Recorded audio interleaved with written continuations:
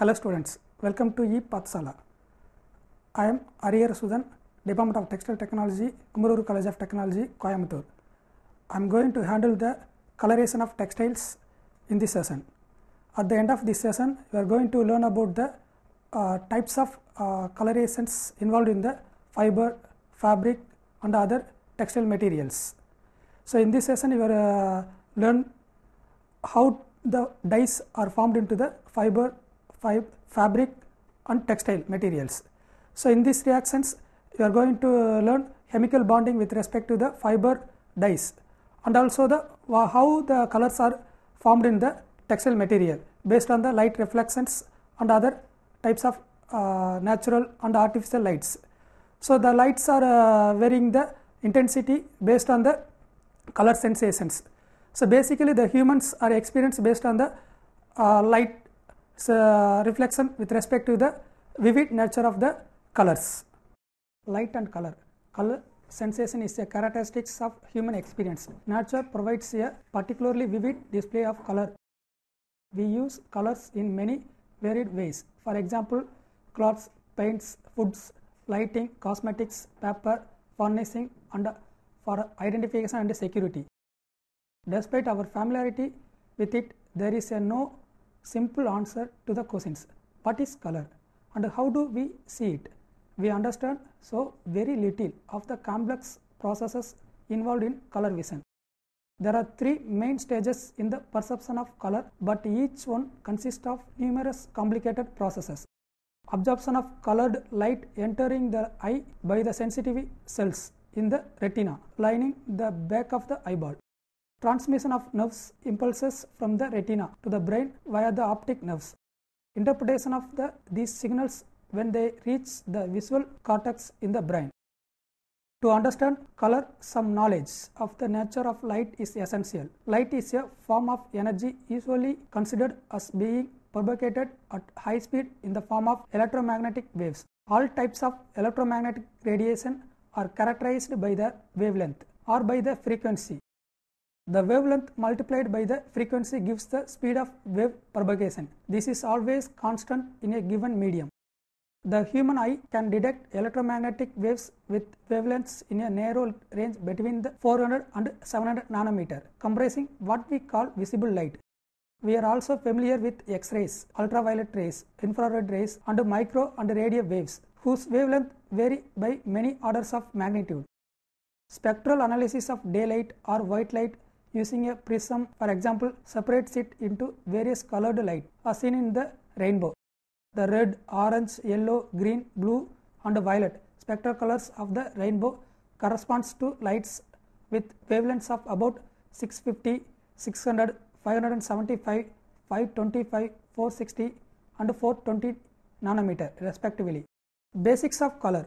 Unlike most organic compounds, dyes possesses color because they absorb light in the visible spectrum like 400 to 700 nanometer, have at least one chromophore, color bearing groups, have a conjugated systems, that is a structure with alternating double and single bonds, and exhibit resonance of electrons, which is stabilizing force in organic compounds.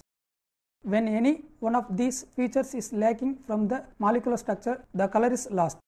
In addition to chromophores, most dyes also contain groups known as oxochrome, that is color helpers, example of which are carboxylic acid, sulfonic acid, amino and hydroxyl groups.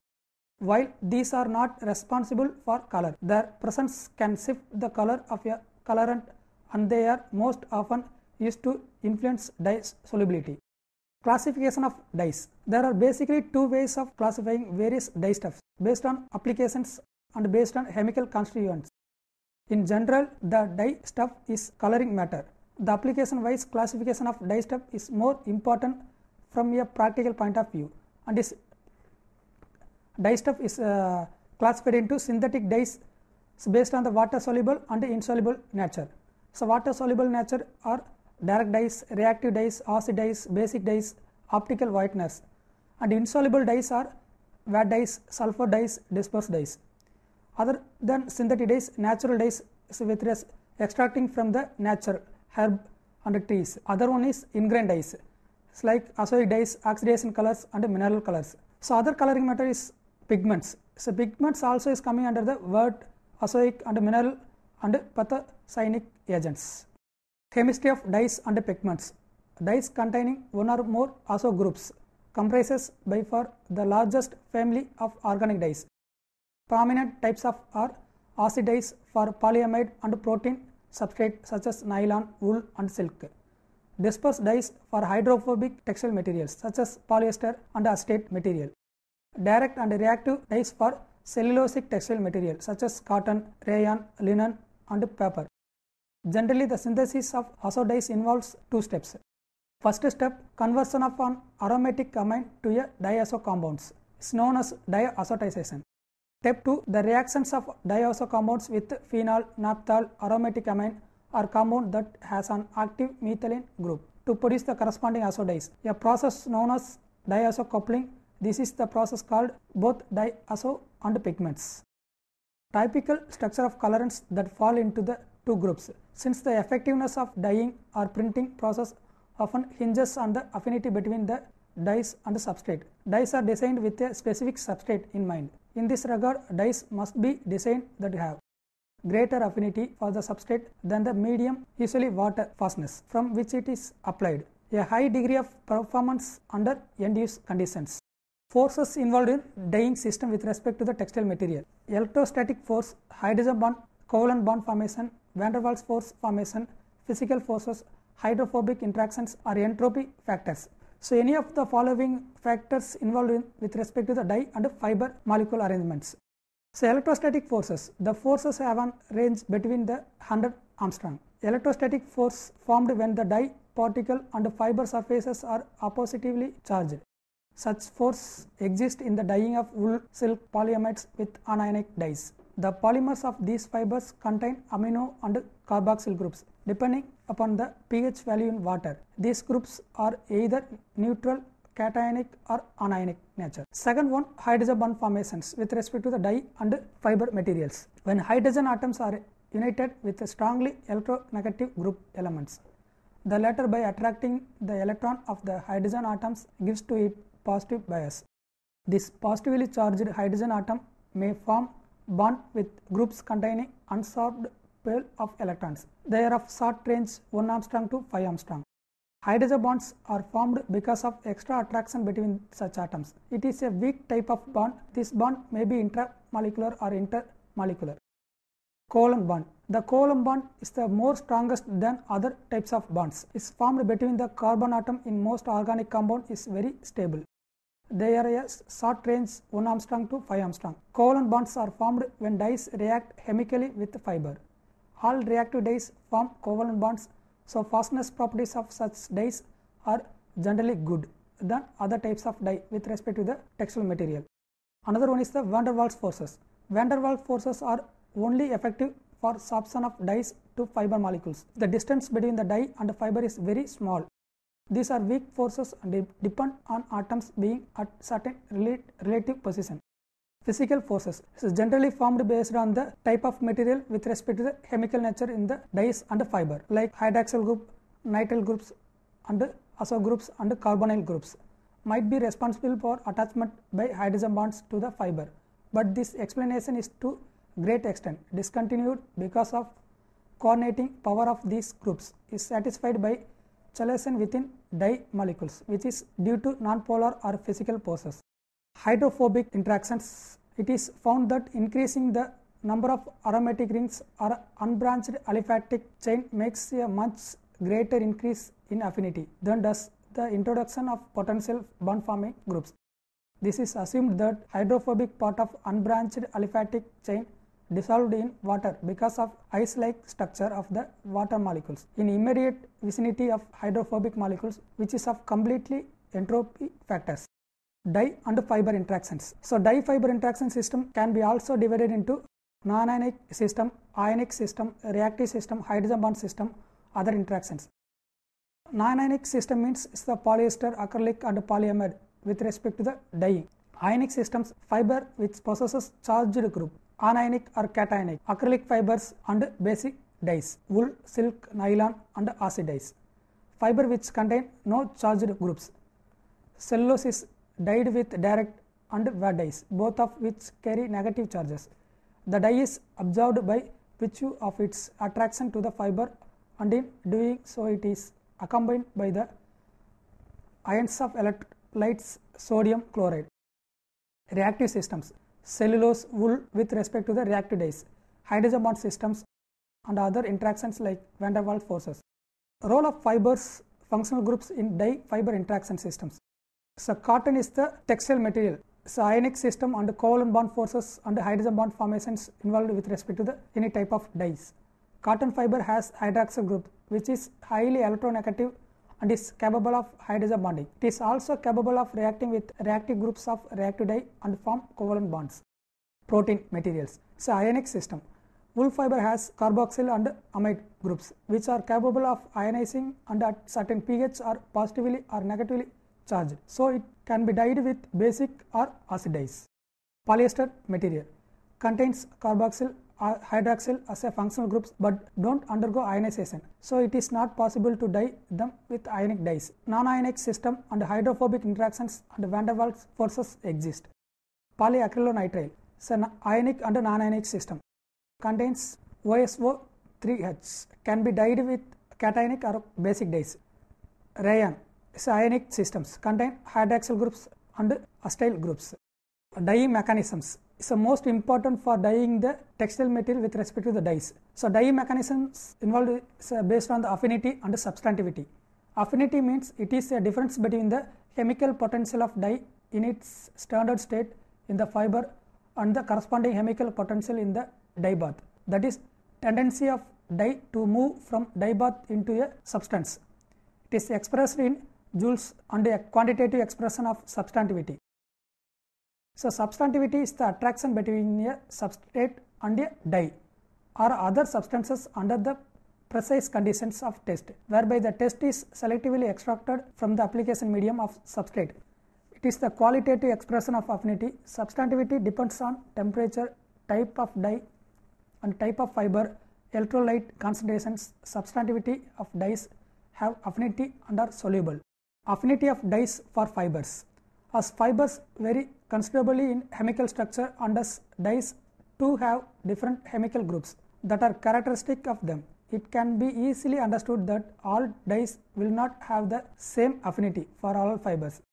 The dispersed dyes, for example, have excellent affinity for the commonly dyed synthetic fibers like nylon, polyester and acrylic, but none for the cellulosic or protein fibers.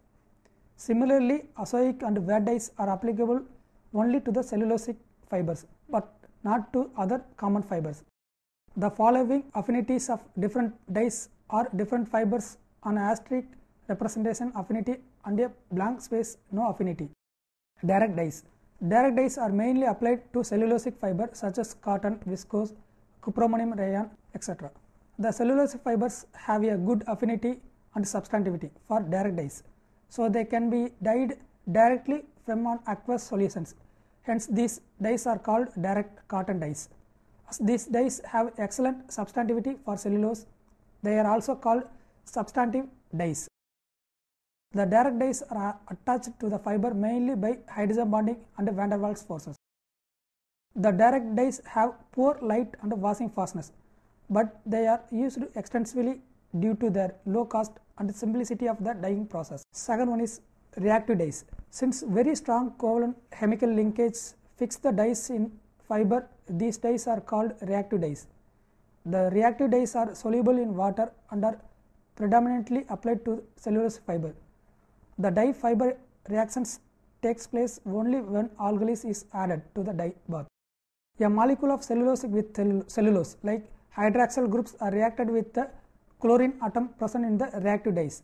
It formed the covalent bond with respect to the hydroxyl and chlorine form to remove the chlorines and form the oxygen and hydroxyl groups to remove the hydrochloric acid. The application of these dyes to textile material like cotton, two distinct steps are involved. Dyeing with the dye in the presence of common salt to effect as much exhaustion as possible. Chemically reacting the dye with the fiber in the presence of an alkali like sodas, caustic soda, sodium silicate.